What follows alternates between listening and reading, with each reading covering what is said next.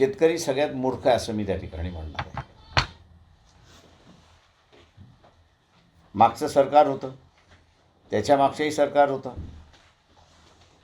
त्यांनी कर्जमाफी देतो, इंटरेस्ट माफी देतो, आम्ही तुमचा 7-12 कोरा करतो. मी मूर्ख याच्यासाठी म्हणालो शेतकऱ्याला की त्यांनी पुन्हा सत्तेवरती कोणाला आणलं आणि आता कशाला रडत बसलाय. शेतामध्ये तुम्ही जे पेरणार आहात तेच उगवणार आहात.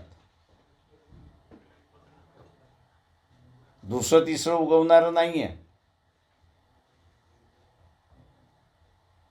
त्याच्यामुळे जे माफी करणारं सरकार नाही ते आता सत्तेमध्ये आल्यानंतर आम्ही माफी करणार नाही म्हणत असतील तर नवीन काही आहे. निसर्गाच्या नियमाच्या विरोधात तुम्ही जर वागणार असाल तर ते भोगावं लागतं. शेतकऱ्यांनी ह्याचा पहिल्यांदा असा विचार केला पाहिजे.